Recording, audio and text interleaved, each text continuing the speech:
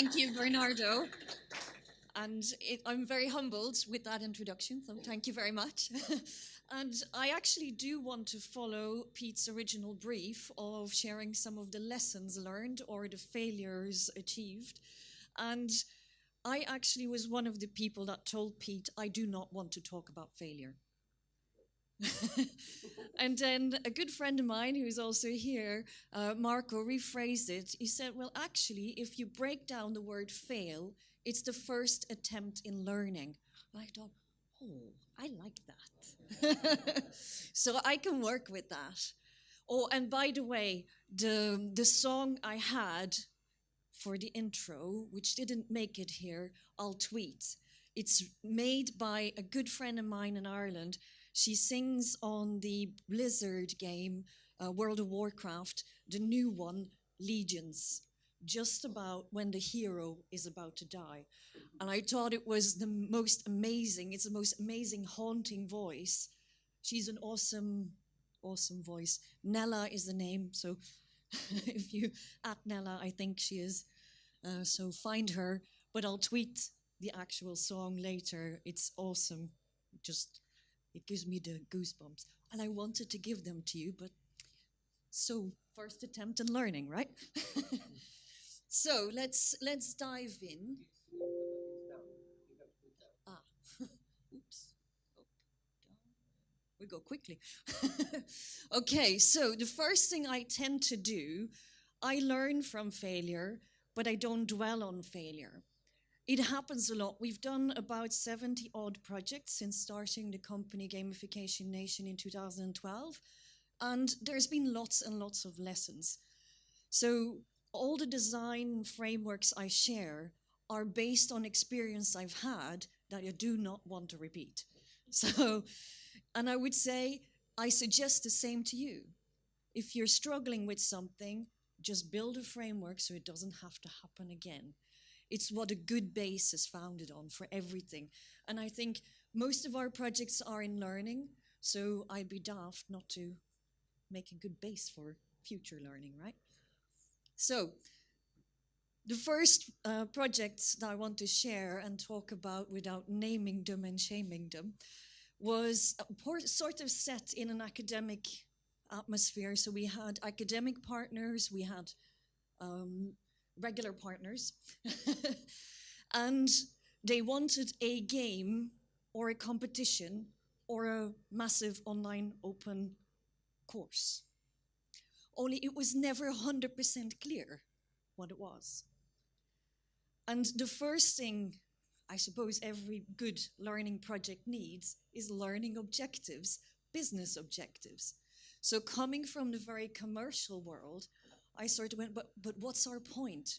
Where are we going with this? What is it? And actually, it became really hard to sell and really hard to design for, because what's the narrative?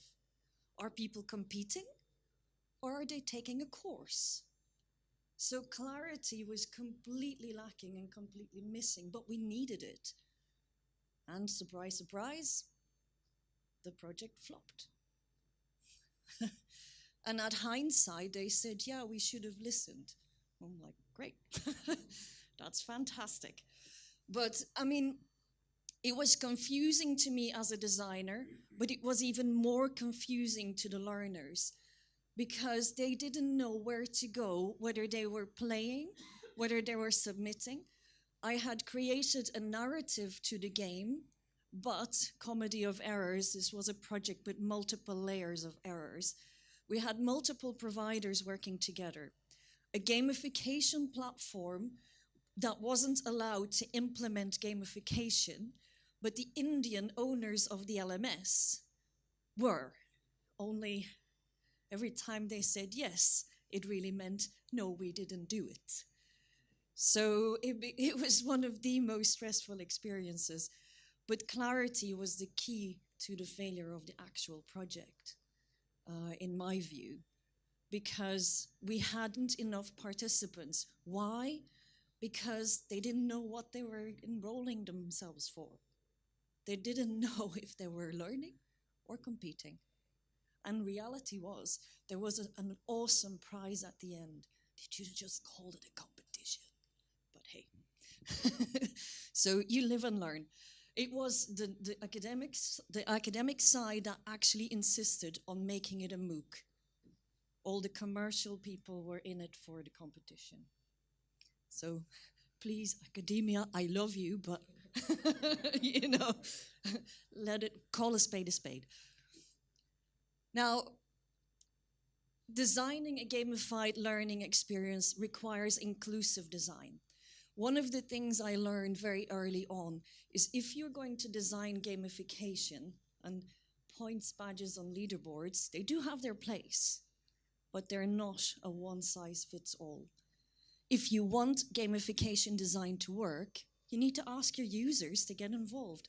I think Sylvester put it really well so far already.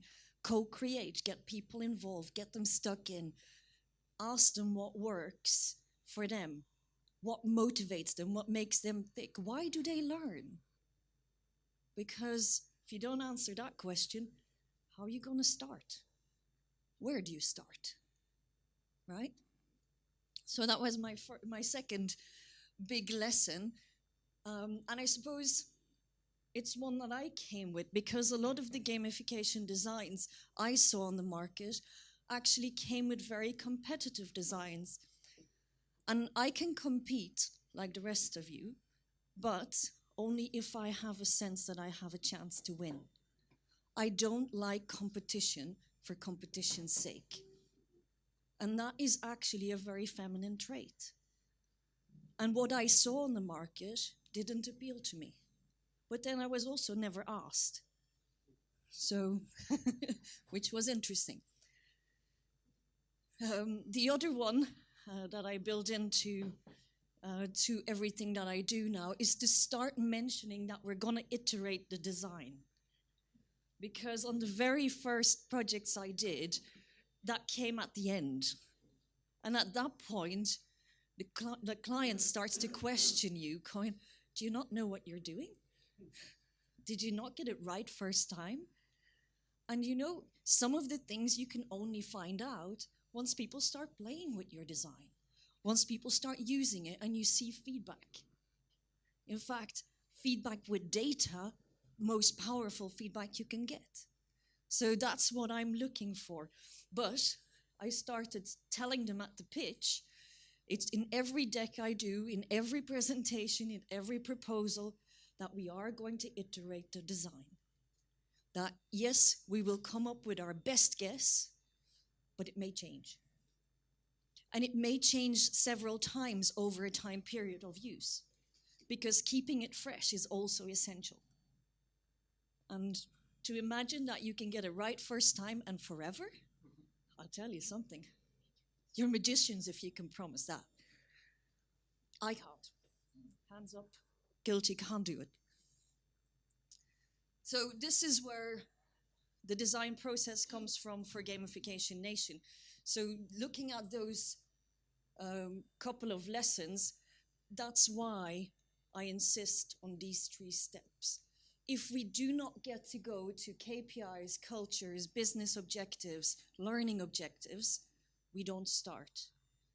But we also don't start if we're not allowed to do user research. And if there are issues around iterations, I also question how committed are you to really getting it right. So that's the reason for that framework. You want to take a photo? It comes with sound effects. That's awesome. A camera that comes with sound effects. So I've had my battles with clients. I've had my battles with suppliers. On occasion, it's the most important battle, or the thing to do when you're heading towards battle mode is to focus on the end user. Typically, I get battles by the time we go to the first version or the first draft of a gamification design. Because then somebody starts piping up, but why don't we have a leaderboard? Or where's my badges? You'll have them. They're there. They exist. So I usually say, well, actually, user research tells us here's where we found exactly the reason why we didn't use that specific game mechanic. And that's usually a very good reference point. I had it recently on a project where we're designing a virtual world for a charity. And they said, oh, but we wanted a virtual world in 3D and everything. We had done user research, and actually the users only use mobile devices to access the internet. I don't know if you've ever tried downloading a virtual world onto your mobile phone or your iPad, but as far as I could see, wasn't workable.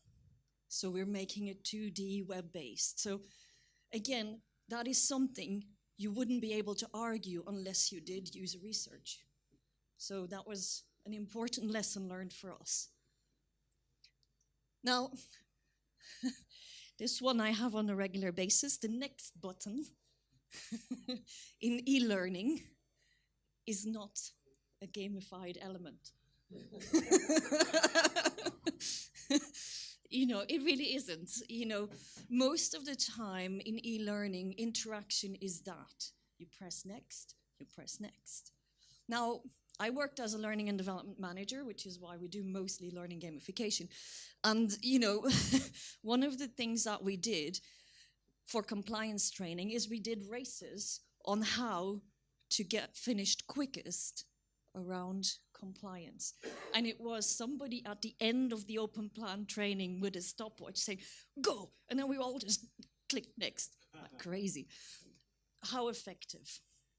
Nobody remembered anything from that training. So learning gamification doesn't have to be a competition, but it's also not the next button. Do make it first person. So in most situations when you're playing a game, you're in the first person. You're the player. You're not just a button clicker. And that's really key. It doesn't have to be a competition. I mean, World of Minecraft, I meant to say, is very creative, very educational, but not a competition. You're making stuff. Why not let them make stuff in their learning? Yeah, I think I mentioned that. Right, first time and forever. Same illusion as one size fits all. We, in all of our gamification designs for learning, have multiple learner journeys. We worked with Adidas. We had 6 different learner journeys. Why? Because we identified in the user research that there was very distinct audiences with very distinct different needs. So you make 6 different ones. The gameplay and the game mechanics can return, but the story that you tell for people to get there is different. So this is where my learning gamification framework comes in. Level 1 is the content. Make it first person, quest-based. If you're really lazy and you only ever do one thing, build a quest for content.